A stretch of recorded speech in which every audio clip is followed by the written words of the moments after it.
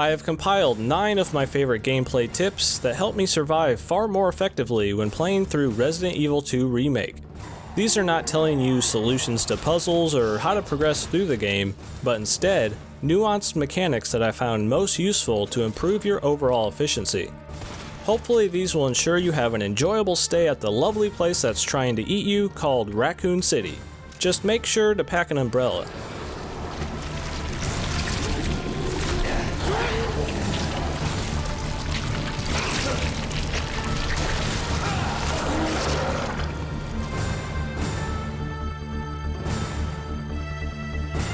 Very quickly you will find that you don't want to waste precious ammo to finish off every zombie in your path. When you come across a single zombie you just want to avoid, you'll find that trying to sprint by them unscathed is often a hit and miss endeavor.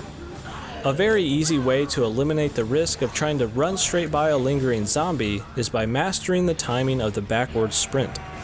Simply lure them into lurching at you and instantly sprint backwards, followed by running right past them. The long animation that they're stuck in will give you plenty of time to easily avoid nearly every solo zombie in the game if you want to.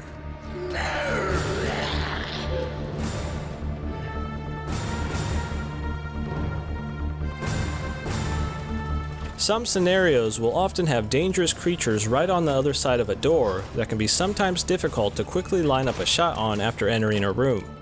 If you approach doors slowly with your gun raised and get close enough to press the activate button, you can actually peek open the door using this method to quickly line up a shot on enemies on the other side, SWAT team style.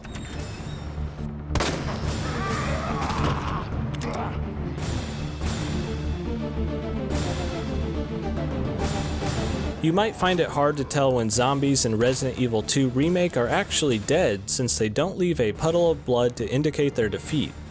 If anything looks suspicious, one quick swipe of your knife will either verify the kill or instantly reactivate a still living zombie. This method will vastly reduce the amount of times you're ambushed by zombies, thus saving you numerous health items in the process.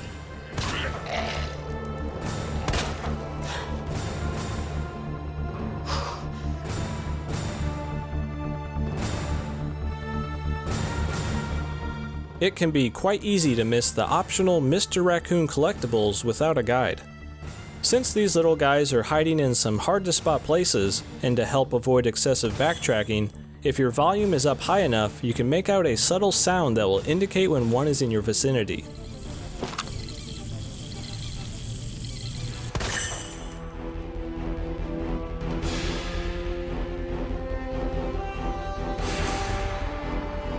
One of the easiest ways to die in Resident Evil 2 isn't necessarily from lacking ammo, health items, or not being properly prepared, but more often than not it's from not being able to track enemies fast enough that jump right out at you, behind you, or to your flank.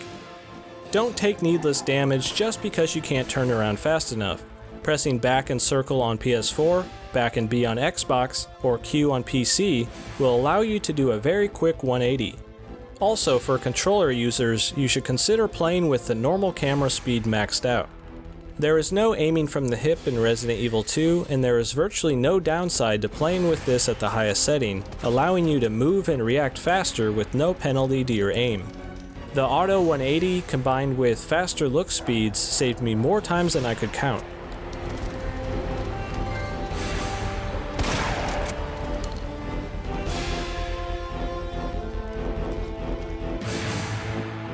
A very common occurrence in Resident Evil 2 is taking needless damage from automated ambushes. After a while they can be very easy to spot and anticipate, but how do you avoid them without having to kill the threat in your way? If you sense an ambush is coming, never allow it to play out the scripted sequence that often leads to you taking damage. Instead, activate these enemies yourself with either a quick knife swipe or a single bullet. This should allow you to run straight by them, which is often far safer than if you tried to squeeze around them. The game just loves to suck you into these scripted ambush events to punish you, and use this tactic to put the control back in your hands.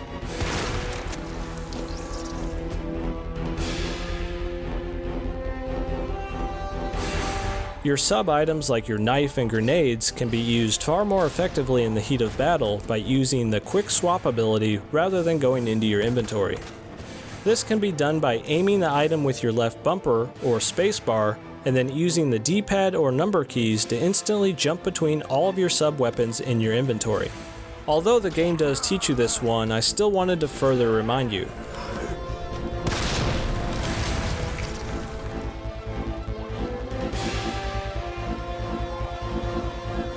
Often the threats in Resident Evil 2 come at you at the most inopportune angles to make your life difficult.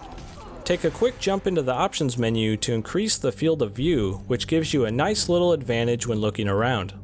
This allows you to not only see more of your surroundings, but also increases your ability to see around corners more effectively. This further helps to ensure you're ambushed as little as possible.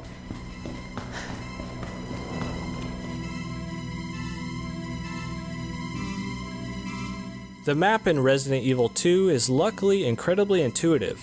Properly understanding it can save you tons of time from backtracking or wandering around aimlessly on where to go next. Rooms that are highlighted red are areas that have not been 100% completed yet, meaning you either missed an item, a puzzle, or some kind of interactive element. Once the room is completed, it will be marked blue, knowing you can then put it out of your mind. This is very helpful when trying to dive bomb into a new room with tons of enemies to get what you need and get out. Another useful feature of the map is its door indicators. If you hover over a door, it will tell you if it's locked or needs a certain item to open it. If you had recently picked up the bolt cutters, for example, instead of racking your brain on where you saw those chain doors, a quick peek into your map will indicate exactly where you need to go next by showing you where these are.